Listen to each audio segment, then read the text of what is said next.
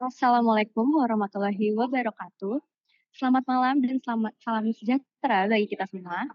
Yang terhormat Bapak STJ Budi Santoso selaku Ketua PPIAGI, yang terhormat Bapak Hamzah Umar selaku Ketua PIAGI Balikpapan 2024, yang terhormat Bapak Muhammad Iqbal selaku Speaker PTS, yang terhormat Bapak Rizky Fauzan selaku moderator pada sesi hari ini, dan kepada yang berbahagia Bapak dan Ibu serta rekan-rekan yang telah ikut bergabung pada acara malam hari ini. Puji syukur kehadirat Tuhan karena atas karunia-Nya kita dapat hadir dengan kondisi sehat sentosa.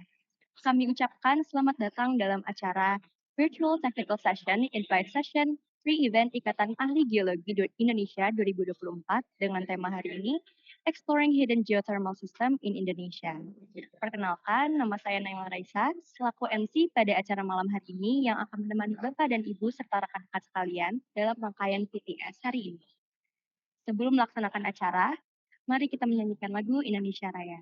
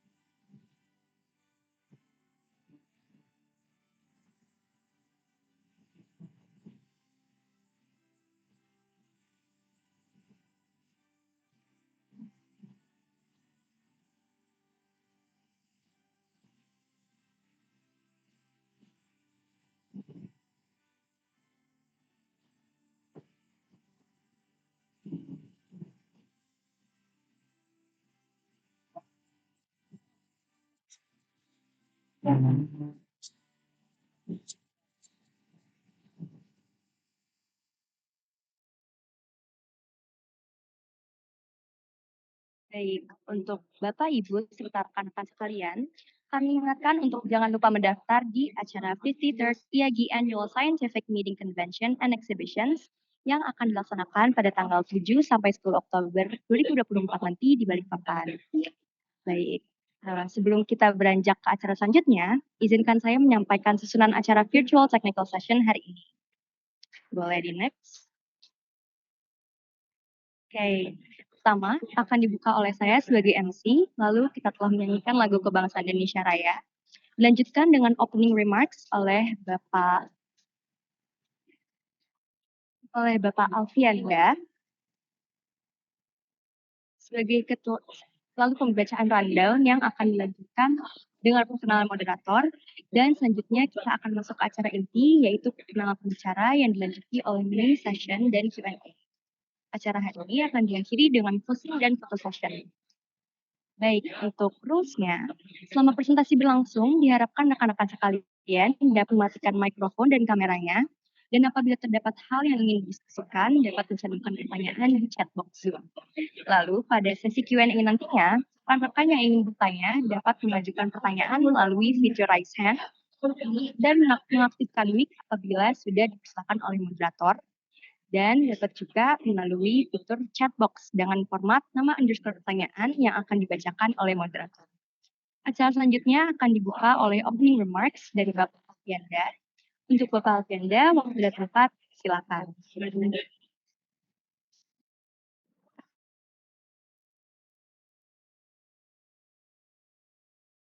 Suara saya masuk MC? Masuk, Pak. Oke, baik. Terima kasih kesempatannya. Assalamualaikum warahmatullahi wabarakatuh. Selamat malam Bapak, Ibu, serta rekan-rekan yang menghadiri kegiatan VTS ya, yang ke-9, yang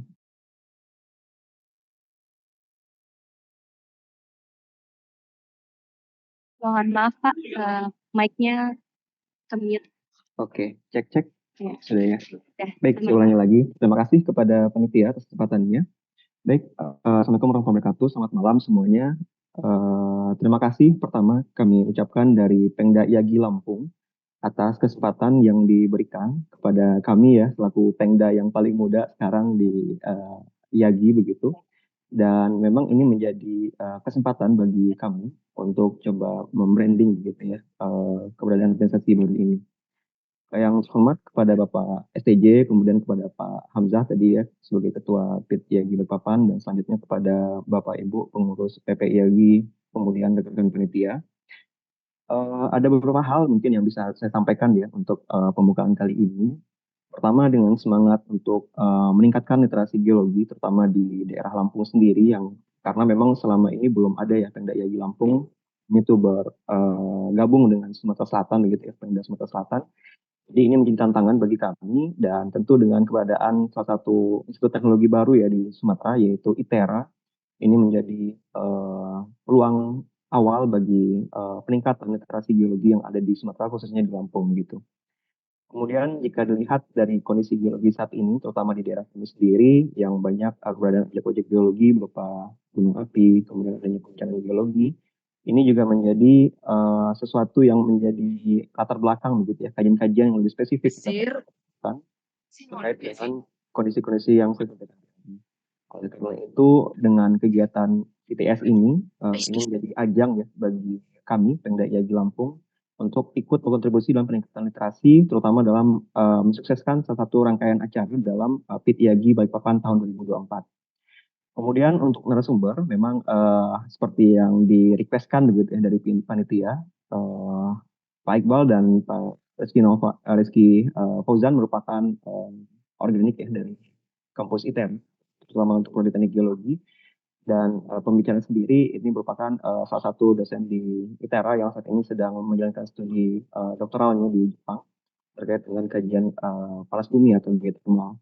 Jadi sebagai perwakilan dari Pemda IAGI Lampung, kami berharap kegiatan ini dapat bermanfaat tentunya dalam mensukseskan kegiatan PIT IAGI Balikpapan tahun 2024, kemudian juga membranding begitu keberadaan organisasi baru kami dan tentu harapannya kita sama-sama tumbuh, sama-sama meningkatkan literasi geologi untuk perkembangan ilmu geologi di Sumatera dan Indonesia tentunya. Dan tentu kami membuka kesempatan begitu ya untuk rekan-rekan semua saling bertukar pikiran, saling berbagi ide begitu demi kemajuan organisasi PNGRI Lampung yang lebih baik ke depannya. Mungkin demikian yang bisa saya sampaikan. Terima kasih banyak kesempatannya dan semoga kegiatan hari ini dapat berjalan dengan baik dan bermanfaat bagi kita semua. Terima kasih. Assalamualaikum warahmatullahi wabarakatuh. Waalaikumsalam warahmatullahi wabarakatuh. Terima kasih banyak Bapak Alfianda atas sambutannya. Virtual Technical Session hari ini akan dipimpin oleh Pak Rizky Fauzan selaku moderator.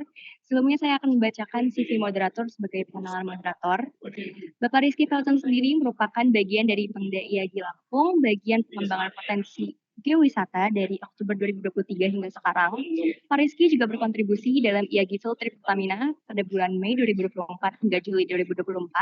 Sebelumnya, Bapak Rizky merupakan lulusan Teknik Geologi tahun 2018 hingga 2023 dari Institut Teknologi Sumatera dan memiliki beberapa penghargaan, di antaranya medali emas bidang sains kebumian, kompetisi sains Indonesia atau KOSI tingkat nasional 2021.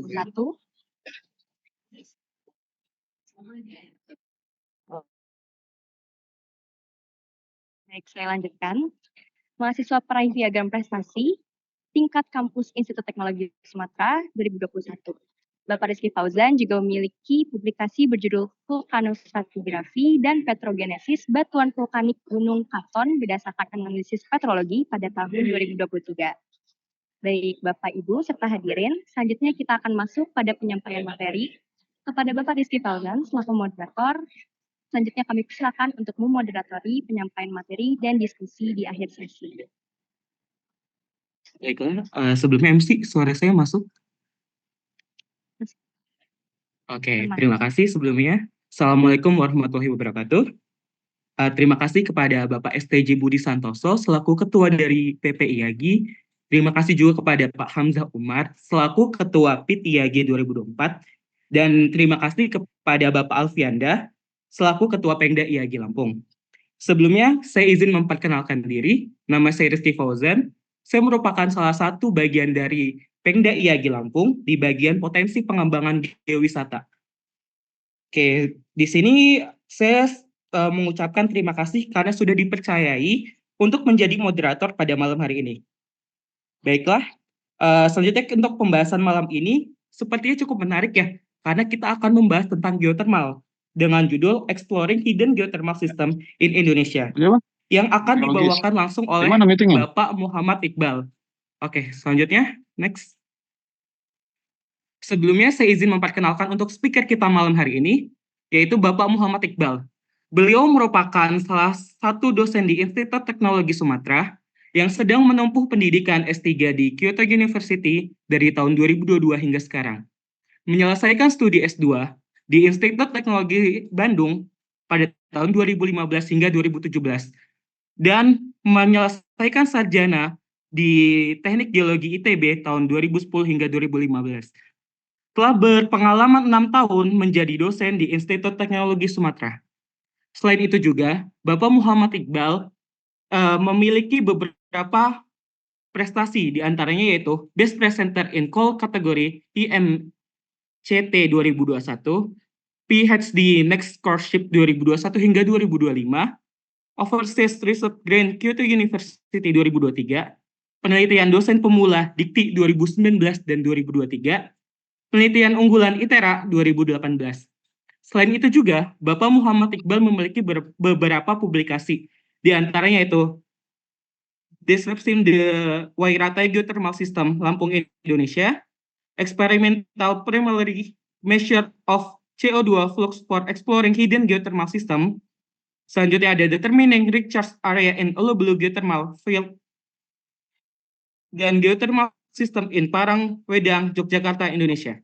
Oke, next. Selanjutnya, untuk penyampaian materi dapat langsung disampaikan oleh Bapak Muhammad Iqbal. Kepada Bapak Muhammad Iqbal dipersilahkan. Terima kasih Fauzan. Saya belum bisa share screen ini. Oh sudah, oke, sip. Terima kasih. Sudah terlihat slide-nya? Sudah, Pak. Oke.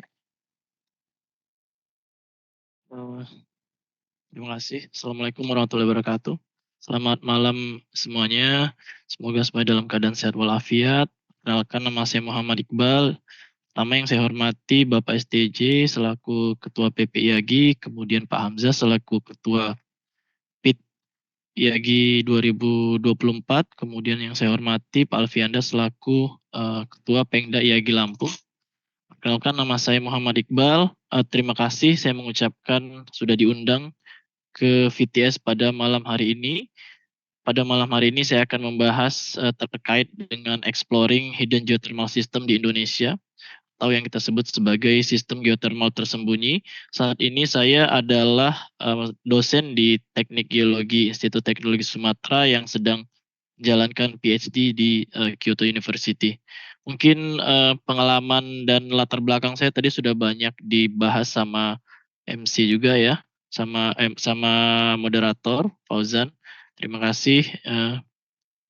Tapi saya lebih ke sharing saja lah. Mungkin saya bukanlah seorang expert, bukanlah seorang yang ahli di bidang panas bumi, hanya saja saat ini saya sedang melakukan riset PhD di hidden geothermal system, terutama di Indonesia. Nah, mungkin karena di sini banyak teman-teman mahasiswa, saya ingin menjelaskan dulu apa yang dimaksud dengan geothermal system, apa itu sistem panas bumi, apa itu hidden geothermal system. Jadi pada dasarnya adalah sistem panas bumi itu adalah renewable energy technology. Jadi teknologi energi terbarukan yang memanfaatkan panas dari dalam bumi untuk memproduce energi, untuk menghasilkan energi. Nah, energi itulah yang nanti akan digunakan lagi ya pada dasarnya untuk menghasilkan energi lain seperti listrik yang akan bisa kita manfaatkan. Nah, gampangnya ya, sistem geothermal itu terdiri dari beberapa komponen seperti yang ada di gambar ini. Pertama, tentu kita harus punya panas, sumber panas, heat source di sini. Kemudian kita harus punya reservoir. Reservoir ini yang sifatnya poros, yang dia bisa menyimpan fluida. Kemudian harus ada cap rock yang sifatnya impermeable sehingga panasnya tidak keluar ke permukaan. Kemudian harus ada fluida yang masuk.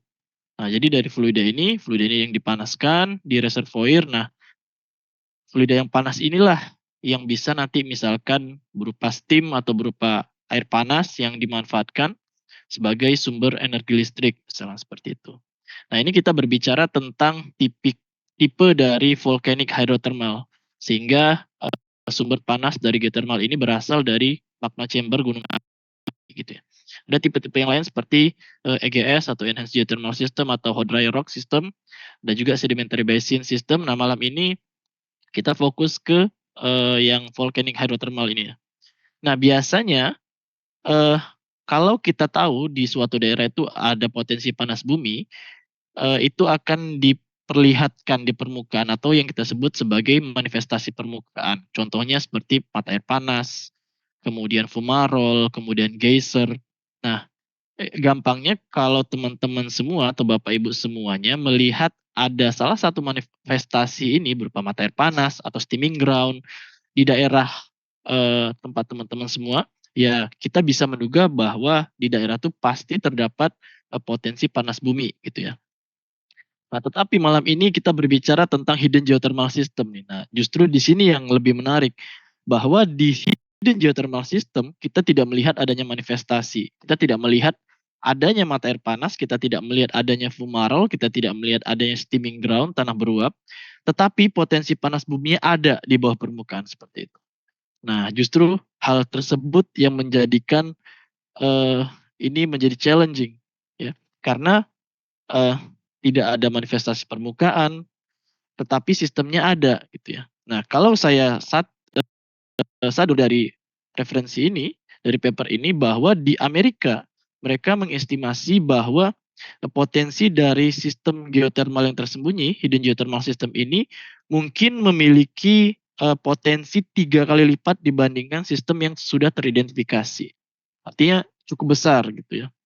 Nah, tentu saja hasil akhirnya ya pasti meningkatkan kapasitas listrik atau energi yang ada di suatu negara gitu ya. Misalkan di Indonesia itu memiliki potensi yang besar dan bisa dieksplor, kemudian dieksploitasi. Tentu saja potensi hidden geothermal system ini bisa meningkatkan resource dan reserve yang ada di Indonesia. Nah, sekarang menjadi pertanyaan adalah kenapa sistem panas bumi itu hidden atau tersembunyi. Jadi dari paper ini sudah disimpulkan mungkin terdapat beberapa faktor. Yang pertama yaitu seal atau cap rock mungkinnya tebal ya. Mungkin cap rocknya sudah cukup tebal dan more developed, artinya tidak memungkinkan fluida itu untuk penetrate ke permukaan. Nah, yang berikutnya mungkin fault sistemnya itu sudah atau patahan yang menghubungkan antara reservoir ke permukaan itu sudah terkubur. Artinya ya faultnya tidak sampai lagi ke permukaan. Nah, faktor berikutnya mungkin water table-nya atau muka air tanahnya sudah turun sehingga menyebabkan manifestasi permukaan itu tidak muncul ke permukaan. Kemudian adanya aquifer yang dangkal yang berupa air dingin sehingga menghilangkan adanya manifestasi berupa mata air panas itu tadi. Atau mungkin alasan terakhir ya mungkin sistem geotermalnya memang kecil gitu. Memang kecil sehingga tidak memungkinkan manifestasi itu untuk sampai ke permukaan gitu ya. Oke. Nah, ini ada beberapa penemuan yang juga berada di Amerika. Nah, yang pertama itu ada di Desert Peak di Nevada, itu ditemukannya tahun 1983. Nah, ya di daerah ini tidak ada manifestasi, tetapi ditemukannya seperti apa? Ya, bagaimana cara ditemukannya? By accident saja. Jadi hampir semua sistem yang sifatnya hidden geothermal system itu ditemukannya hampir by accident. Contohnya di sini dia mereka melakukan regional temperature gradient well, jadi pengeboran untuk gradient temperatur ya ternyata mendapatkan adanya elevated temperature pada kedalaman tertentu. Nah, padahal di permukaannya tidak kelihatan ada manifestasi, tetapi di kedalaman sana ada gradien temperatur yang cukup tinggi gitu ya. Nah, kemudian di Nevada lagi di tahun 2000-an ini sedang melakukan eksplorasi emas, kemudian ketemu juga adanya data bawah permukaan yang memperlihatkan panas gitu ya. Nah, sama juga di California ini petroleum exploration di sini. Ya, pada kedalaman tertentu ketemu juga adanya air panas. Nah, tapi di sini kebanyakan menggunakan metode geofisika yang sifatnya imaging dari permukaan sehingga bisa memperlihatkan struktur bawah permukaannya seperti itu. Nah, yang berikutnya dari paper ini juga disimpulkan, disummarizekan bahwa beberapa metode yang bisa digunakan untuk mengeksplorasi hidden geothermal system. Yang pertama yaitu soil gas methods, mungkin menganalisis soil gas, kemudian geothermal fluid mungkin untuk yang kedua ini untuk daerah-daerah yang masih memiliki manifestasi permukaan berupa mata air panas atau mungkin mata air hangat gitu ya. Kemudian yang ini heat flow dan temperatur gradient, kemudian electrical, kemudian hydrothermal alteration mapping, kemudian ada gravity, structural geology, kemudian geologic framework modeling dan play fairway analysis. Nah, ini kebanyakan metodenya berupa geofisika ya. Jadi di sini mungkin geokimia, kemudian ini pengeboran, geologi, geofisika, mungkin mapping hydrothermal alteration ini berupa GIS, GIS, remote sensing, kemudian geofisika, kemudian geologi ya. Nah, saya meng-highlight pada malam hari ini saya meng-highlight dua metode ini yang akan kita fokuskan untuk mengeksplor hidden geothermal system. Ya. Nah, sekarang pertanyaan yang menarik adalah karena kita tidak memiliki manifestasi permukaan, ya, jadi kita punya daerah yang sangat luas nih, anggaplah tersebar di seluruh Indonesia. Kita punya daerah yang sangat luas. Nah, kita tidak mungkin semena-mena melakukan survei di suatu titik yang tidak punya basis datanya gitu ya. Nah, sekarang kita mau mulai dari mana nih gitu ya. Nah, di sini mungkin teman-teman semuanya juga sudah sering melihat grafik ini. Jadi ini saya kutip dari bukunya Wallace and Hyken, Volcanic and Geothermal Energy, bahwa kira-kira potensi geothermal itu bisa dianalisis kira-kira dari beberapa parameter ini. Pertama yaitu size dari ukuran dari gunung apinya misalkan. Apabila dia lebih dari 50 km kubik, oke, dia preferable atau possible menghasilkan potensi panas bumi. Kemudian bagaimana degree of evolution-nya? Apakah dia basaltik atau andesitik? Apakah dasitik sampai riolitik? Nah, kemudian umurnya seperti apa? Apakah umurnya kecil dari kurang dari 50.000 tahun atau lebih besar dari 200.000 tahun? Atau dia di antara 50.000 sampai 200.000 tahun?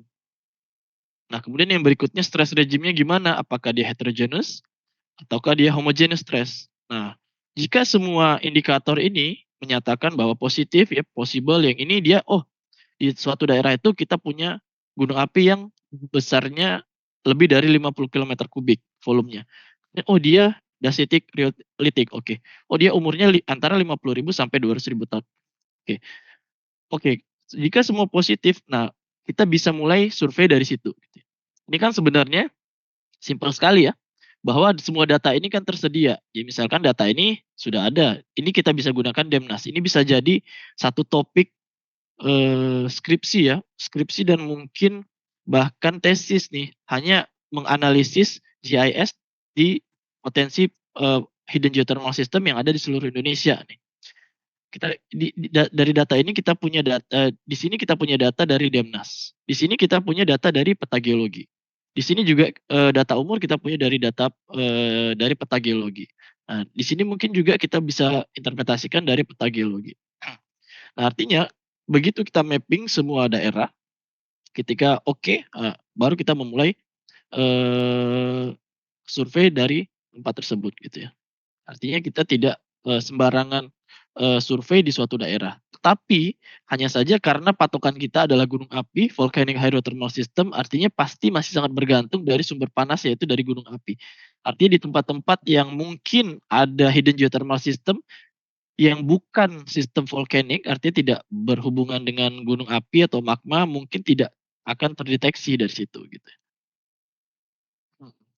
Nah, sekarang pertanyaan bagaimana dengan Lampung? Lampung tempat tinggal saya juga tadi Pak Yanda sudah menyebutkan. Nah, Lampung ini adalah daerah dengan potensi panas bumi terbesar nomor 2 di Sumatera ya. Kalau saya tidak salah nomor 3 atau nomor 4 di Indonesia. Potensinya sangat besar. Nah, kita hanya kalah dari Sumatera Utara ya. Nah, di Lampung saya sudah di daerah saya itu ada yang disebut sebagai Gunung Ratai, dan di Gunung Ratai itu ada satu WKP, Wairata itu dia memiliki potensi geotermal dengan temperatur sedang sampai tinggi kalau saya tidak salah ya. Nah, saya sudah melakukan penelitian di situ. Nah, di sini jadi manifestasi yang keluar di Wairata itu berada di sekitar sini. Jadi ini adalah Teluk Lampungnya, Lampung B-nya. Kalau ini Pulau Sumatera pas di ujungnya itu di Teluk Lampung ini. Ini ada Gunung Betung, kemudian ini ada Gunung Wairatai. Di sini keluar manifestasi mata air panas. Ini panas semua, hampir boiling. Ya. Tetapi di kejauhan sekitar ya mungkin ini 30 sampai 40 km ya. Di sini juga terdapat beberapa manifestasi yang ditemukan by accident. Nah, ini juga ditemukan awalnya di tahun mungkin 80-an di sini ketemu ada manifestasi mata air hangat. Kemudian di sini dilakukan juga ketemunya ketika penduduk menggali sumur dan ini hanya kedalaman 10 meter ini ketemu air panas. Di sini juga baru ditemukan di tahun 2021 atau 22 kalau saya tidak salah. Ini kedalamannya 100 meter, mata air hangat temperaturnya 45 derajat Celcius kalau saya nggak salah ya. Nah, sekarang yang menjadi pertanyaan adalah apakah daerah ini merupakan outflow dari sistem panas bumi yang ada di Wairatai atau dia merupakan satu sistem sendiri. Nah, sistem yang sendiri artinya dia yang berasosiasi dengan patahan sesar Lampung Panjang ini ya. Nah, saya sudah melakukan riset dahuluan di sini ya dibantu teman-teman mahasiswa juga. Nah, apakah mungkin yang ini kalau misal kita anggap bahwa di sini ada reservoirnya, sistem panas bumi berada di sini, apakah mungkin dari kedalaman ini sampai ke sini masih memiliki mata air panas yang cukup panas gitu ya. Sedangkan di sini mungkin banyak struktur-struktur yang menghalangi. Nah, tapi ini butuh riset lebih lanjut lagi. Di sini saya juga sudah mulai risetnya yang dibantu oleh teman-teman mahasiswa yang kami lakukan itu survei radon dan CO2 itu tadi. Nah, sini saya sebelum kita masuk ke study case, saya juga ingin sedikit sharing soil gas methods yang saya sebutkan tadi. Kita mengukur yang disebut sebagai CO2 flux. CO2 flux itu adalah aliran CO2 yang berasal dari bawah permukaan ya. Jadi kita ada aliran CO2 yang naik ke permukaan, kemudian diukur di permukaan. Nah, karena saya membutuhkan data ini, tetapi lab saya tidak cukup punya dana untuk mengafford 2 alat yang cukup mahal ini yang harganya kisaran 30.000 sampai 60.000 USD. Jadi saya mendevelop sendiri tools untuk mengukur CO2 ini. Dan ini alat ini sangat multifungsi bagi teman-teman yang ingin riset di fokusnya di panas bumi ataupun di gunung api gitu ya. Nah, ini simpel sekali kalau kita punya CO2 meter. Nah, CO2 meter ini yang harganya cukup affordable, misalkan sekitar 30 sampai 40 juta ya. Tetapi ini bisa sembarang alatnya, asalkan kita paham betul bahwa bagaimana sistem alat itu bekerja gitu ya. Nah, diagram skematiknya simpelnya seperti ini. Jadi alat ini tinggal disambungkan saja ke chamber yang saya bikin ini ya. Ini accumulation chamber namanya. Nah, kita untuk mengukur CO2 flux ini kita menggunakan metode yang disebut sebagai accumulation chamber. Ini adalah CO2 meter, jadi CO2 meter ini hanya mengukur konsentrasi CO2 terhadap waktu gitu ya. Nah, karena kita menggunakan metode ini ya, ibaratnya seperti ini kita punya chambernya, kemudian ini ada selangnya. Selang ini kalau kita punya CO2 di sini, CO2-nya keluar dari dalam permukaan, dia masuk ke dalam chamber, kemudian dihisap melalui dipompa, kemudian masuk ke dalam alat, dianalisis di sini berapa besar CO2-nya, kemudian dialirkan lagi ke sini. Nah, sehingga CO2-nya akan terakumulasi di sini. Nah, karena CO2-nya terakumulasi dan tidak ada CO2 yang keluar dari sistem, ini menandakan bahwa CO2-nya seiring berjalannya waktu, terhadap waktu dia akan semakin meningkat. Nah, artinya kita akan mendapatkan gradien di situ. Nah, kalau kita mendapatkan gradien dari konsentrasinya, kita tinggal masukkan saja ke rumus ini. Kita bisa dapat nilai dari CO2 flux-nya nanti itu. P ini adalah pressure-nya bisa dikontrol oleh alat ini. Tekanan, kita punya volume chambernya ada, kemudian R-nya konstan, kemudian luas alasnya ini ada, kemudian temperaturnya juga bisa dimonitor dari sini. Kita punya DCDT, tinggal hitung saja gitu ya. Nah, kita punya data CO2 flux ini. Ya, kira-kira seperti inilah pengukurannya. Dan ini sangat mudah dilakukan. Mungkin ini contohnya ya, contoh pengukurannya tadi di satu titik. Ini pengukuran di satu titik, artinya karena dia terakumulasi di dalam chamber, sehingga lama-kelamaan dia akan meningkat terus ya. Nah, karena gradiennya ini konstan, artinya kita bisa menggunakan nilai itu tadi. Nah ya, ini mungkin satu pengukuran sekitar mungkin ya maksimal 5 menit lah ya, 3 sampai 5 menit. Nah, alat ini yang saya develop ini bisa measurement range-nya itu sekitar 10 sampai 2000 gram per meter square per day. Itu artinya ya ini cukup digunakan untuk studi panas bumi dan gunung api gitu.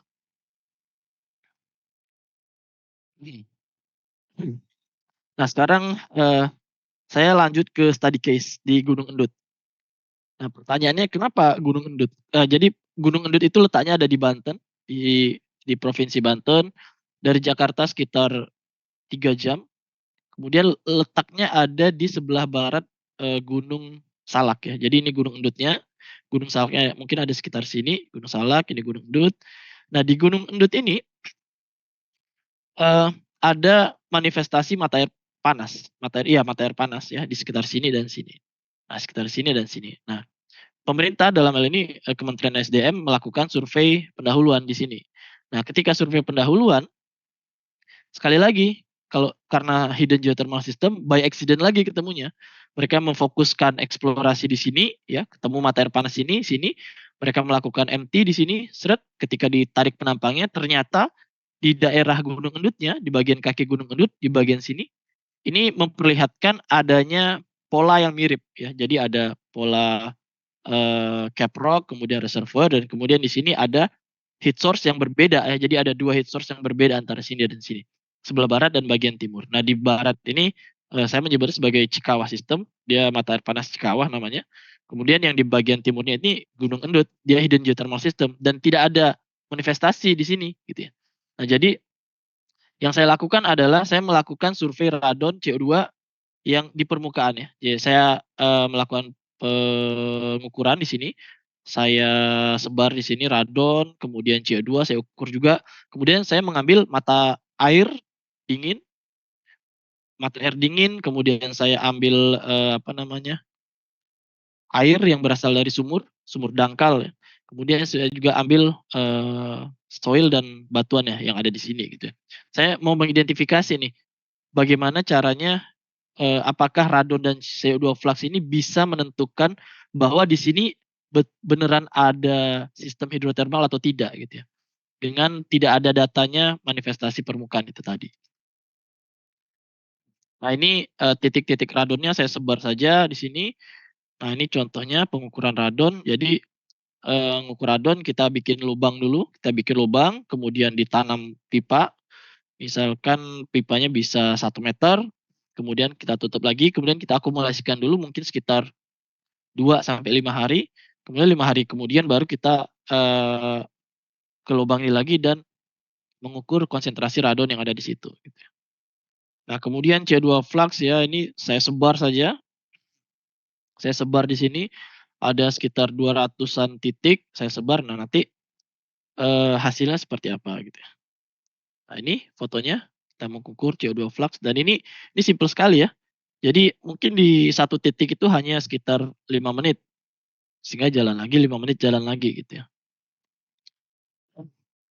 Nah dari data CO2 jadi ketika saya mengukur CO2 saya juga mengambil data sampel gasnya.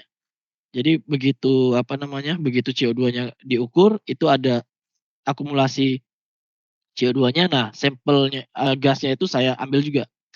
Nah, jadi dari semua data geokimia dari semua data soil gas yang banyak itu kan pastinya banyak populasi yang bercampur ya. Saya menggunakan metode yang paling sederhana menggunakan probability plot, cumulative probability plot untuk memisahkan antara populasi yang bercampur itu tadi. Nah, ini simpel sekali. Misalkan ini data saya, ya, ini datanya. Nah, ini saya pisahkan. Ini cara memisahkannya seperti apa nih? Gampang sekali. Misalkan seperti ini ya. Jadi kalau kita bisa melihat tren seperti ini, jadi masing-masing tren ini pasti merepresentasikan populasi yang berbeda gitu. Yang ini populasi apa, ini populasi apa, ini populasi apa. Nah, di situ baru main interpretasinya seperti apa gitu. Nah, di sini selain saya mengukur CO2 flux, saya juga mengambil data gas sampel gas CO2 dan saya menganalisis isotop 13-nya. Tujuannya untuk apa? Jadi isotop 13C itu adalah seperti tracer atau dia seperti signature. Artinya berapa besar isotop C13-nya itu bisa menandakan bahwa ini berasal dari apakah CO2 berasal dari atmosfer, apakah CO2-nya berasal dari biogenik, apakah CO2 berasal dari magmatik atau dari hidrotermal gitu ya. Artinya dia signature lah di di karbon isotop itu tadi. Sehingga kita bisa tahu nih begitu kita ambil sampel di satu tempat ini, kita analisis CO-nya, kita tidak hanya tahu nilai CO2 flux-nya tetapi kita juga tahu oh ternyata CO2 di tempat itu berasal dari apakah dia dari atmosfer, apakah dia dari tumbuhan, apakah dia dari hidrotermal gitu ya. Nah dari data itu tadi saya plot ya CO2 flux versus isotop 13-nya. Jadi saya bisa membedakan, memisahkan antara bermacam-macam populasi yang saya ukur tadi gitu ya. Jadi ada yang berasal dari hidrotermal, ada data-data yang berasal dari hidrotermal, yang berasal dari panas bumi. Ada yang dia mix antara hidrotermal dengan biogenik, kemudian ada yang biogenik, yang kuning ini mungkin biogenik, kemudian yang hijau ini biogenik. Nah, ternyata hasil plotan saya ini juga sejalan ya dengan penelitian sebelumnya dari sini ya. Artinya kita bisa melihat adanya tren seperti ini bahwa semakin tinggi CO2 flux-nya, kemungkinan besar itu berasal dari hidrotermal gitu. Nah, kemudian dari radon saya juga pisahkan. Nah, jadi saya bandingkan antara hasil dari radon kemudian ada hasil dari CO2 flux. Nah, dari radon juga kita bisa tahu bahwa gas radonnya apakah gas radonnya berasal dari deep seated yang dari dalam permukaan, apakah dia hanya dari permukaan saja. Hanya saja ya. Begitu saya sebandingkan antara radon dan CO2 flux, kesimpulannya di daerah saya ini kalau berdasarkan soil gas data, saya belum bisa menyimpulkan dengan firm ya, dengan dengan tegas bahwa di daerah ini ada hidden geothermal atau tidak gitu. Karena apa? Karena radon dan CO2 fluxnya ternyata tidak berkorelasi. Nah, tetapi saya harus pisahkan nih masing-masing. Saya harus porsi masing-masing bahwa oh ternyata rasio antara radon dan toronnya itu memperlihatkan bahwa adanya korelasi dengan CO2 flux. Artinya apa? Artinya di sini ada wilayah-wilayah yang radonnya tinggi, CO2-nya tinggi, tetapi radonnya rendah gitu ya. Kalau kita lihat di sini bahwa daerah ini yang merah, yang CO2 flux merah ini juga memperlihatkan sumbernya dari hidrotermal. Juga di sini CO2 fluxnya tinggi ya. CO2 flux yang tinggi ini ditandai oleh warna yang hijau ini abu-abu, oranye dan merah. Ya ini yang warna anomali. Di daerah sini dia tinggi, artinya CO2 flux tinggi dan berasal dari hidrotermal. Hanya saja nilai radonnya malah rendah. Nah, ini yang menjadi pertanyaan nih. Nah, jadi studi lain mengatakan bahwa ternyata kalau kita mengukur radon pas di atas caprock, itu nilai radonnya dia akan turun. Karena apa ya? Karena gas radonnya dia mungkin akan terperangkap di bawah caprock itu tadi gitu ya. Nah, mungkin pattern seperti inilah yang saya harus cari di tempat lain. Di sini sebenarnya juga kelihatan bahwa di tempat lain ada pattern yang mirip nih. Contohnya seperti ini ya. Kalau kita lihat di sini bahwa ini adalah yang merah ini yang kotak merah adalah radon yang berasal dari dalam. Kemudian yang biru dan merah bulat ini adalah CO2 yang berasal dari hidrotermal. Nah, di sini saya bisa melihat ada beberapa titik, contohnya seperti di sini, ya, seperti di sini yang CO2-nya berasal dari hidrotermal mixture, di sini juga, tetapi radonnya berasal dari dangkal, artinya radonnya rendah gitu ya. Nah, mungkin pattern seperti itu bisa mengindikasikan bahwa di daerah itu ada sistem panas bumi atau sistem hidrotermal di bawah permukaannya gitu. Nah, yang berikutnya adalah mengenai groundwater atau air tanah. Jadi karena tidak ada data manifestasi di daerah ini ya, di daerah ini tidak ada manifestasi di Gunung Kendutnya. Kemudian ya saya coba saja, saya ambil saja sampel dari groundwater, kemudian dari sungai, kemudian dari air hujan, dari sumur dangkal gitu. Saya ambil saja semua sampel. Saya mau lihat apakah ada pengaruh dari sistem reservoir yang dalam ke hidrotermal aquifer yang dangkal itu tadi gitu ya. Saya coba lihat saja gitu. Nah, ini adalah hasil dari geokimianya ya, hot spring, mata air panas dia NaCl ya, ini wajar lah ya. Kemudian air, kemudian air hujan NaCO3, kemudian sungai, kemudian air tanah dia bervariasi ya tipenya ya. Nah, ini yang di Cikawah ini kita plot. Jadi dari mata air panas ini kita plot bahwa kira-kira temperaturnya mungkin sekitar 160 di bawah permukaannya. Tapi ini yang sistem Cikawah nih. Kita nggak punya sistem yang di Endut. Tapi gini, karena kita nggak punya manifestasi di Gunung Endut, saya gunakan data di Cikawah ini sebagai data yang merepresentasikan reservoir yang ada di Gunung Endut gitu ya. Gunanya untuk apa? Nanti saya akan hitung end membernya gitu. Nah, ini dari data isotopnya ya, semua kalau teman-teman pernah melihat ini grafik antara deuterium dengan oksigen 18. Saya plot yang garis merah ini adalah mata air panas, kemudian yang garis biru ini adalah air hujan, kemudian air tanah, saya plot semuanya. Nah, biasanya kalau air tanah itu berasal dari meteor, biasanya air tanah akan selalu berasal dari air meteorik. Biasanya slope-nya atau gradien ini akan mengikuti gradien global meteoric water itu ada di angka 8. Ya kira-kira 8 lah ya. Nah, ini penelitian sebelumnya kalau di daerah Dut itu meteoric water line itu slope-nya ada di 7,9. Nah, tetapi yang menjadi pertanyaan adalah di air tanah itu slope-nya sangat miring, jadi 5,78 nih. Nah, ini slope yang seharusnya slope-nya itu 8, dia slope-nya tinggal 5,78. Nah, ini menjadi pertanyaan juga nih. Nah, apakah dia dipengaruhi oleh musim? Apakah dipengaruhi oleh hujan dan yang lain-lain? Tetapi penelitian sebelumnya menyatakan bahwa Kalau dipengaruhi musim itu slope-nya variasinya antara 9 sampai 7,21 saja. Artinya slope groundwater yang di sini 5,78 itu sudah sangat menyimpang dari angka 8. Nah, jadi interpretasi saya adalah ini adalah bukti pertama bahwa ada fluida hidrotermal yang dilute atau bercampur ke air tanah dangkal seperti itu ya. Nah, misalkan dan di sini kita bisa hitung mixing ratio berdasarkan kemiringan slope ini tadi. Jadi kira-kira ya mungkin mixing rasionya adalah 15% perbandingan antara fluida geotermalnya dengan fluida meteoriknya gitu ya. Nah, ini juga kalau kita lihat data-data kimianya ya. Jadi kalau saya plot nih semuanya data kimia, data trace element, data major element ini menunjukkan bahwa memang ada tren.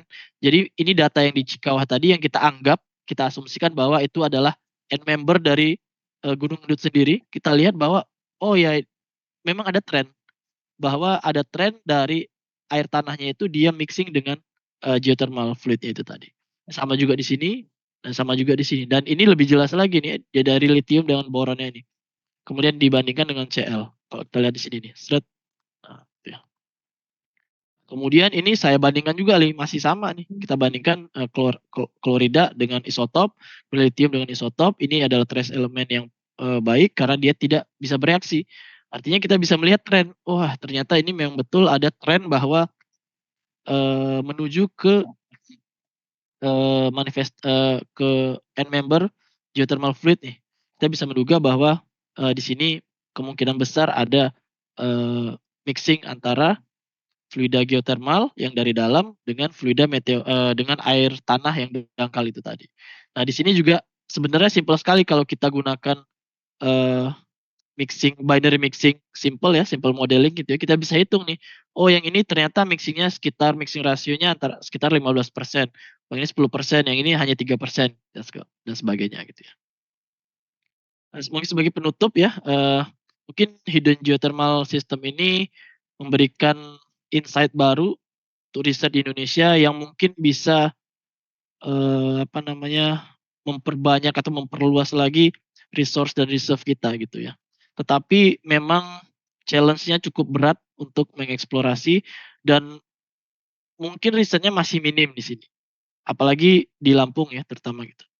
Nah, dan tentu saja untuk mendapatkan hasil yang pasti itu kita membutuhkan metode-metode yang lebih akurat lagi, kemudian metodenya tidak bisa hanya satu, hingga saat ini saya belum bisa menyimpulkan ada satu metode yang betul-betul efektif yang bisa digunakan untuk mengeksplor hidden geothermal system ini.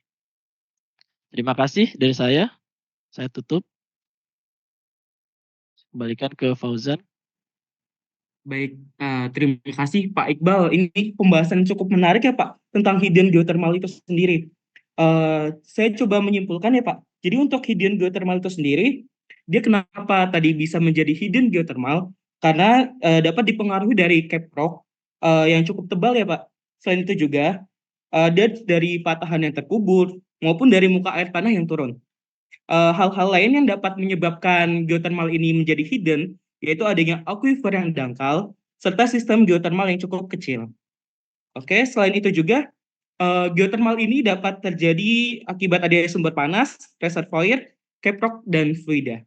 Baiklah, dari peserta apakah ada yang ingin bertanya? Jika ada yang ingin bertanya, dapat langsung raise hand ataupun dapat mengetik di kolom chat. Oke.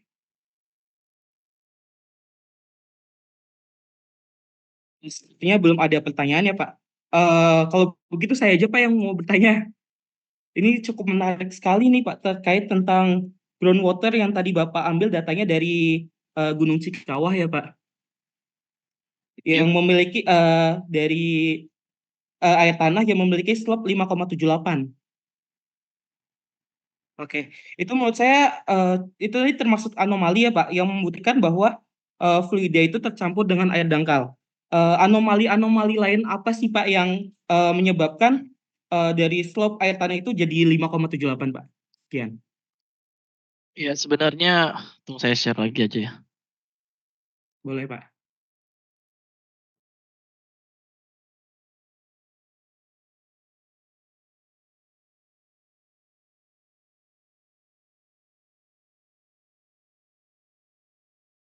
Oke, di sini ya.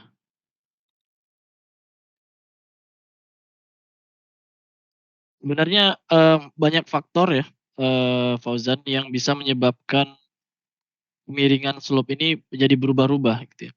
Tapi dalam dalam hal ini, eee, dugaannya dugaan itu bisa dikerucutkan.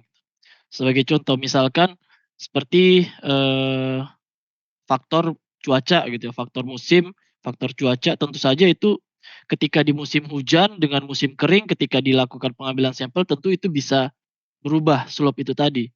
Hanya saja ya seperti yang saya sebutkan tadi bahwa, eee, kemiringan slope, kemiringan kemiringan slope dari, eee, garis meteorik ini dia tidak akan jauh dari 7,21 dan 9,04. Artinya di musim hujan mungkin 7,21 dan di musim kering mungkin di musim hujan mungkin dia 9,04, di musim kering mungkin 7,21 gitu. Hanya saja kemungkinan lain yang saya perhatikan, saya tidak menemukan adanya faktor lain, misalkan dia mixing dan segala macam, tidak ada mixing, kita asumsikan tidak ada mixing dengan, fluida lain. Kemudian salah satu yang muncul di benak saya ya hanya itu. Jadi ini hanyalah salah satu bukti bahwa terjadi mixing antara, air tanah di dangkal dengan, fluida yang ada di reservoir gitu ya. Oh gini, mungkin saya share lagi, ada studi case yang lain yang ingin saya share-kan di sini kalau masih ada waktu ya. Masih ada waktu. Nah di sini ya. Nah di sini, juga menggunakan, air tanah. Jadi ini ada suatu pulau, jadi di pulau itu ada gunung api tuh. Jadi di pulau ini ada gunung api dan tidak ada materi panas di situ. Jadi dia mengambil semua sampel saja, sampel air tanah, sampel sumur, sampel air tanah, sampel mata air, sampel air sungai, dikumpulkan saja semua sampelnya dan dianalisis, elemen-elemen yang, elemen jejak ya, trace elemen ya, kayak boron, kemudian litium, sulfat dan lain-lain. Nah, kemudian dia menginterpretasi, dia hitung semua elemen itu dan diplotkan ke dalam satu prinsipal komponen analisis. Nah, jadi dia mendevelop suatu faktor yang disebut sebagai indeks yang disebut sebagai hydrothermal index. Kemudian dihitung semuanya, oh ternyata boron, litium, kemudian bikarbonat itu memiliki faktor yang paling utama yang akan mempengaruhi fluida panas bumi gitu ya. Sehingga dihitung tuh hydrothermal index-nya. Dan ternyata dari semua mata air panas itu, dari semua air dingin itu banyak yang cukup tinggi yang dipengaruhi oleh fluida dari reservoir yang ada di dalam. Nah, artinya apa, yang semakin dekat dengan kaldera ini dia semakin semakin, dipengaruhi oleh fluida reservoir geothermal gitu ya. Nah, semakin jauh dia semakin semakin tidak dipengaruhi. Artinya apa? Artinya evidence-nya ada gitu, buktinya ada di situ. Pasti di bawah itu ada fluida geothermal gitu. Nah, seperti itu kira-kira, Fauzan.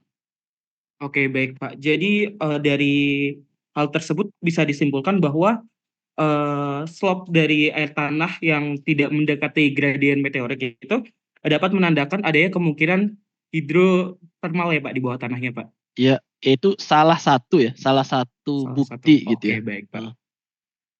Baik, baik. Untuk peserta lain, apakah ada pertanyaan lainnya ataupun tambahan? Saya persilahkan. Ada nih, Faris Salman, silakan. Baik Pak, mungkin, izin bertanya Pak. Sebelumnya, terima kasih Pak untuk waktunya. Izin memperkenalkan diri Pak, sebelumnya nama saya Faris Salman dari Institut Geologi ITERA Pak. Ini sih Pak, mungkin bertanya dari metode yang Bapak jelaskan tadi, mungkin pertanyaan saya agak banyak ya Pak. Pertanyaan pertama itu metode yang untuk yang radon dan juga CO tadi, eee, untuk ini Pak, bertanya lebih ke analisa akhirnya bagaimana ya, Pak, ya, setelah kita mencari data di lapangan, untuk mendapatkan hasil akhir seperti data-data kumpulan datanya itu, pernah saya dijelaskan itu apakah saya baca di jurnal hanya menggunakan perhitungan seperti hipsometri gitu Pak, karena ini kan berhubungan dengan air dan titik-titik data seperti itu Pak. Hipsometri apa? Ada Pak, apa yang membaca dari data-data titik seperti itu Pak. Nah itu lebih bertanya bagaimana cara kita mengolah data dari metode Bapak tadi. Yang kedua, apakah ini Pak, untuk penelitian metode radioaktif geotermal ini, apakah bisa Pak digunakan untuk, sumber reservoir yang non vulkanik seperti itu Pak? Karena, baru baca sedikit Pak, itu, kebanyakan yang saya temukan kalau radon untuk mencari geotermal itu hanya untuk sumber reservoir yang non vulkanik. Jadi membacanya itu dari batuan-batuan di sekitarnya itu, Pak. Nah, apakah tetap harus ada apa ya, Pak, seperti wilayahnya apakah harus, ada gunung apinya, vulkanik yang bisa, mempengaruhi fluida di sekitarnya dan juga tetap harus mengambil sampel airnya ataupun dari batuannya aja itu bisa, Pak? Mungkin itu, Pak, pertanyaan saya, Pak. Terima kasih, Pak.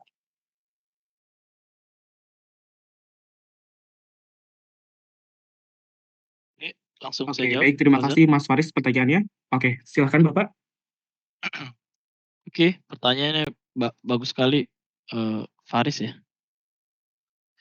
Sebentar, ada di sini saya nggak sebutkan ya. Jadi, pertanyaan pertama adalah bagaimana cara mengolah data radonnya gitu ya? Benar ya? Oke. Jadi gini, di dalam riset geologi ataupun geokimia ya, itu banyak sekali metodenya, Faris. Untuk mengolah jadi dari data ini misalkan, dari satu data ya, dari sekumpulan misalkan kita punya 100 data. Itu mau diolah seperti apa itu tergantung, keinginan kita, mau dibikin seperti apa datanya. Apakah menggunakan statistik, apakah menggunakan, eee, artificial intelligence. Nah, yang saya gunakan di sini ini adalah metode yang paling simpel lah ya, yang bisa saya gunakan. Nah, kalau di sini, jadi saya menggunakan nama metodenya itu adalah graphical statistical analysis. Itu digagas tahun 1974 sebenarnya. Artinya ya ini metodenya udah tua banget gitu kan. Tapi dia efektif untuk membedakan populasi yang bercampur gitu. Misalkan gini, saya balik lagi sini ya. Misalkan kita punya sekumpulan data yang banyak ya. Nah, anggaplah ini data radon sekarang nih. Jadi dari data ini bukan ini yang bawah ini, yang sumbu X ini bukanlah data, bukan apa namanya, bukan linear ya, tapi dia probability ini. Jadi dia rentangnya beda-beda nih antara masing-masing ini. Nah, ketika diplot di sini, ini paling gampang seperti ini. Data diplot kan, diurutkan dulu dari paling besar paling kecil, dikumulatifkan, kemudian diplot sini. Nah, paling gampangnya, jadi satu tren ini dia mewakili satu populasi. Jadi kan misalkan kita mengumpulkan, anggaplah kita sekarang mengumpulkan data apa ya? Data misalkan kita eksplorasi emas gitu ya. Jadi kita random sampling atau grid sampling, kita kumpulkan semua datanya, kemudian kita itu kan mungkin bercampur ya, semua ada populasi yang rendah, apakah dia populasi latar belakang ataukah dia anomali, itu kan bercampur semuanya. Nah, cara membedakannya antara populasi yang bercampur itu paling gampang dengan ini gitu ya. Jadi satu tren ini dia mewakili satu populasi tertentu. Kalau di sini kan kita bisa lihat ya bahwa oh ini trennya seperti ini ada tren lagi, ini ada tren lagi, ini ada tren lagi. Nah, ini saya bedakannya seperti itu. Bagaimana cara interpretasinya? Ya ini tergantung. Apakah ini yang tren ini mau diinterpretasikan sebagai populasi, mewakili populasi apa? Yang ini mewakili populasi apa itu tergantung. Tergantung tujuannya gitu ya. Kemudian yang berikutnya adalah pertanyaan radon. Apakah radon bisa digunakan untuk di non vulkanik atau kebalikannya? Atau kebalikannya tadi ya? Jadi sebetulnya kalau kita riset terkait dengan radon, radon itu kita harus paham dulu, radon itu sumbernya dari mana gitu ya. Nah, jadi radon itu sumbernya dari mana dan dia bisa menginterpretasikan apa. Sebagai contoh, paling gampangnya radon itu asalnya dari uranium. Uranium itu banyaknya di mana ya? Banyaknya tentu di batuan-batuan yang felsic, granit, ya kan. Batuan yang kaya akan granit, batuan yang banyak, ya batuan yang granitnya banyak, daerah banyak granitnya banyak, tentu saja nilai radonnya kemungkinan besar akan tinggi gitu ya. Nah, dan juga radon ini sebetulnya efektif untuk mendeteksi permeabilitas di panas bumi. Dan bagaimana cara kita menghubungkan dari permeabilitas ini atau dari data radon ini sampai menginterpretasi, oh di daerah ini ada reservoir, di sini ada panas bumi, di sini ada panas bumi, itu adalah urusan lain lagi. Beda, jadi beda topik. Tapi yang paling utama adalah dari gas radon ini kita bisa tahu bahwa daerah itu adalah daerah yang permeable gitu. Nah, daerah permeable itu pasti identik dengan permeabilitas identik dengan reservoir ya, karena di reservoir panas bumi kita butuh permeabilitas gitu. Nah, mungkin dari daerah yang permeabilitasnya tinggi, kita bisa cek lagi nih data lain apa lagi nih yang bisa kita ambil kan gitu. Jadi tidak agak sulit menyimpulkan bahwa misalkan gini ya, oh radon di daerah ini tinggi, oh di sini ada sumber panas gitu. Itu tidak langsung to the point seperti itu gitu. Jadi ada interpretasi yang lainnya gitu ya. Kalau CO2 gimana? CO2 mungkin bisa. Karena apa? Karena kita membandingkan dengan isotop tadi, isotop C13-nya mana tadi? Ah ini ya. Artinya apa? Artinya kalau kita dapat isotop C13-nya di yang berat sekali misalnya di arah 0 gitu, bukan 0 ya. Sekitar 5 gitu ya. C13-nya. Oh ya kita tahu bahwa kemungkinan besar ya itu dari magmatik atau dari hidrotermal. Oh mungkin ini gasnya, asal gasnya itu dari reservoir geothermal. Tapi kalau radon kan sumbernya tadi adalah granit kan. Nah itu tadi. Jadi ya susah-susah gampang ya. Tapi semua data itu bisa berbicara ya. Jadi makanya saya katakan di kesimpulan tadi, tidak bisa satu data saja digunakan untuk mengeksplorasi hidden geothermal system ini tadi. Mesti harus ada multi approach ya. Nah, gitu. Sehingga bisa memperkecil skopnya.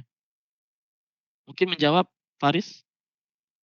Wah, iya Pak, izin Pak, mungkin terima kasih Pak untuk jawabannya. Oh iya, tadi saya menjelaskan yang pertama itu saya diajarkannya hanya untuk metode interpolasi Pak. Nah, iya, apakah kalau misalkan dari data radon ataupun CO ini bisa Pak menggunakan pengolahan datanya menggunakan interpolasi, apakah lebih efektif atau seperti yang Bapak jelaskan ini tadi? Karena ini ya Pak, apa?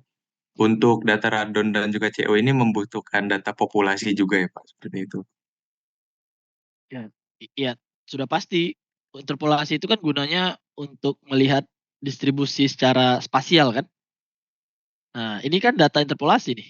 Yang gambar yang Faris lihat ini adalah data interpolasi kan. Yang ini, kemudian ini ada interpolasi radon. Jadi dari titik radon itu dan CO2 itu kita bisa interpolasikan semuanya sehingga kita bisa gunakan. Hanya saja interpolasi itu ternyata tidak sesimpel yang dibayangkan ya. Masukkan data ke dalam GIS, QGIS atau ArcGIS gitu, kemudian gunakan software. Ternyata banyak sekali parameter yang harus dipertimbangkan gitu. Ya tentu saja bisa dengan berbagai macam keterbatasan gitu saya bilang ya. Sama seperti ini kan ini interpolasi juga karena di daerah terutama di daerah saya ini di Gunung Kendut ini sangat sulit untuk mendapatkan data yang seragam ya. Jadi misalkan seragam per 500 meter itu sangat sulit sekali mengambil datanya gitu. Jadi mau nggak mau ya pasti harus diinterpolasi gitu. Sama seperti di sini ya, ini kan sangat kosong ini. Nah ini kan sangat kosong dan nggak ada data nih. Padahal di sini data yang penting nih, tapi ini sangat sulit dijangkau. Sehingga kalau saya ambil ini kan data saya terakhir ya, artinya saya bisa interpolasi ke sini nih. Tapi kan data yang di sini kan jadi tidak bisa dipercaya gitu. Sehingga interpolasi yang di sini kan jadi tidak dipercaya gitu. Gitu ya.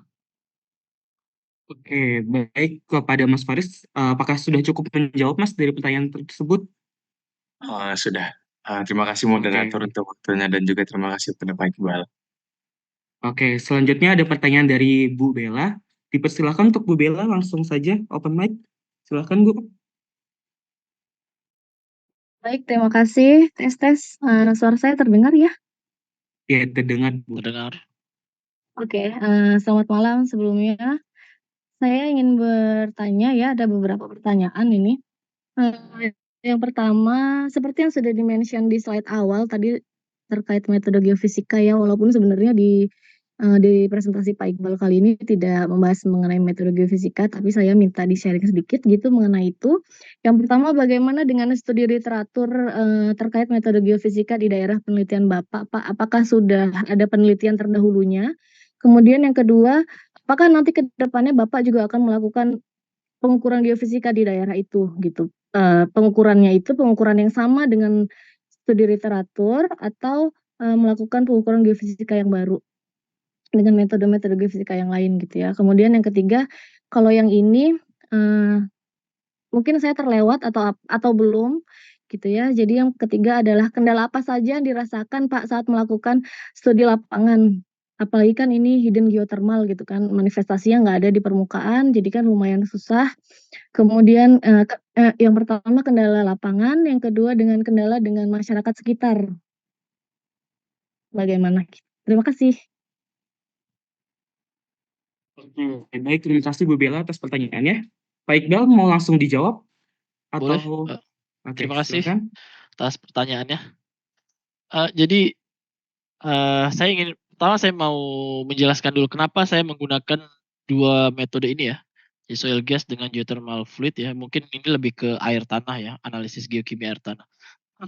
Itu alasannya adalah saya ingin selain untuk mengeksplor hidden geothermal system, saya juga ingin mencari metode yang paling efektif dan paling murah. Jadi efisien dan efektif gitu ya, efisien dan efektif untuk mengeksplor.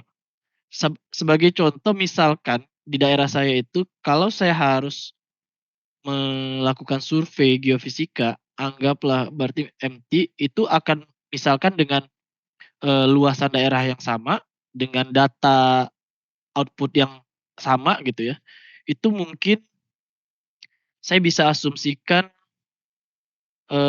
pekerjaan apa namanya, akuisisi data geofisika MT di 1 minggu itu mungkin bisa diselesaikan hanya dalam waktu 2 atau 3 hari untuk pengambilan data CO2 gitu ya. Nah, itu salah satunya. Kemudian untuk melakukan data geofisika ada data MT, kemudian yang model saya tadi, model konseptual ini tadi juga berasal dari data MT, sudah saya interpretasikan seperti ini. Apakah saya akan sepertinya saya tidak melakukan, tapi saya punya data mentah dari SDM tentunya. Ya, mungkin saya akan melakukan modeling, tapi data gravity ya. Jadi data gravity akan dimodelkan nanti apakah hasil modeling dari gravity match tidak dengan data dari radon beserta CO2 gitu ya. Kemudian yang berikutnya kendala ya, kendala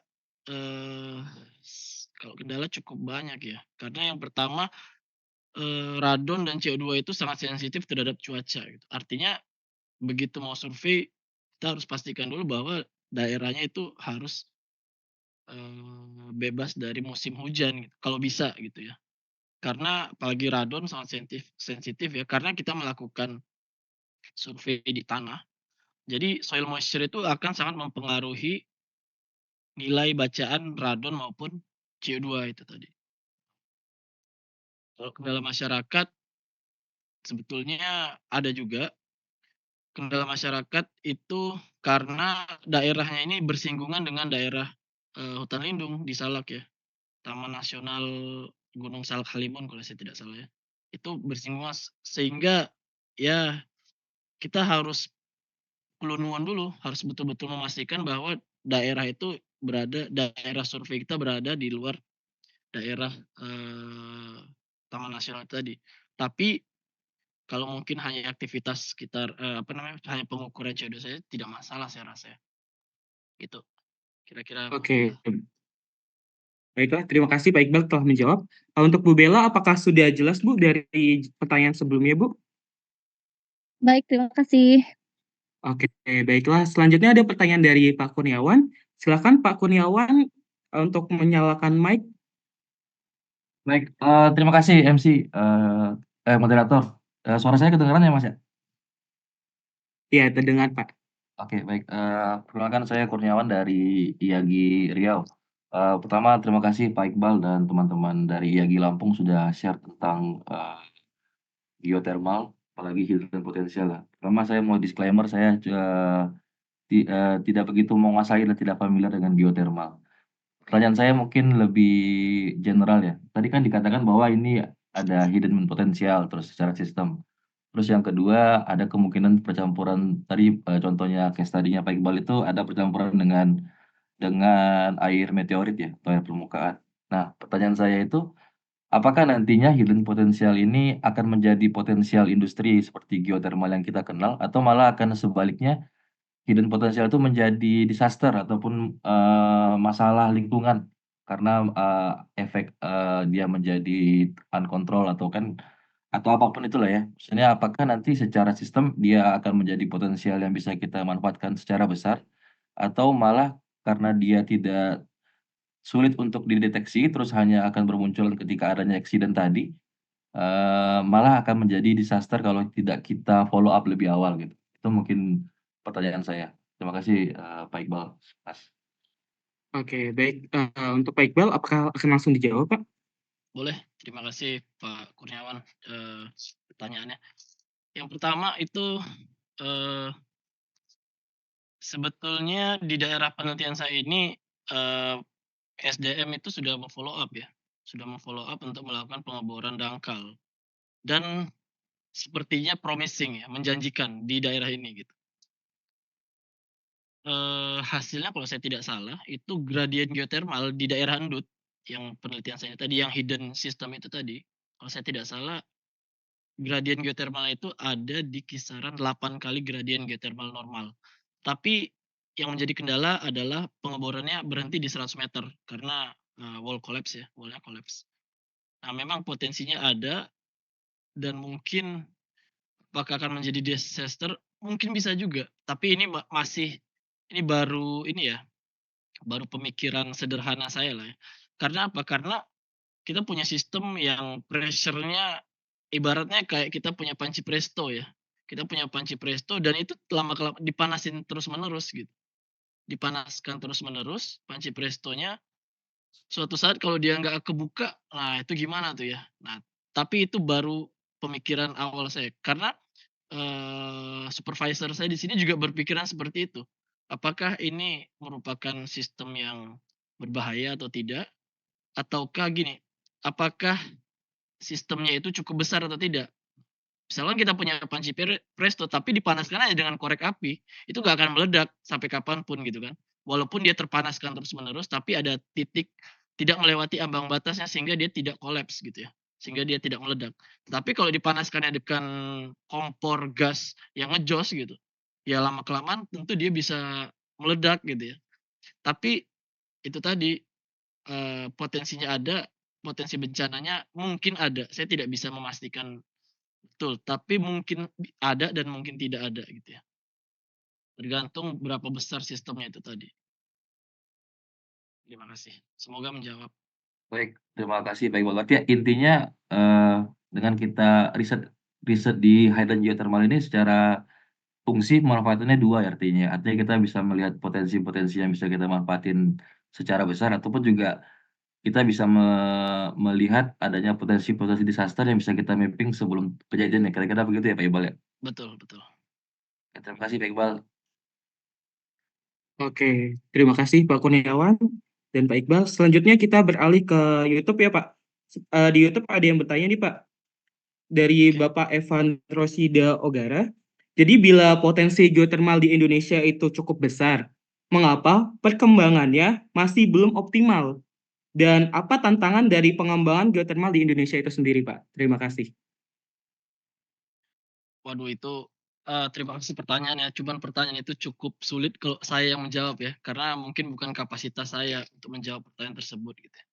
Karena untuk menjawab pertanyaan tersebut tidak cukup dilihat dari aspek geologis, tapi juga ekonomi, kemudian governance-nya juga gitu ya, regulasi dan segala macam. Dan itu sudah menjadi isu dari dulu ya, kenapa geothermal tidak berkembang.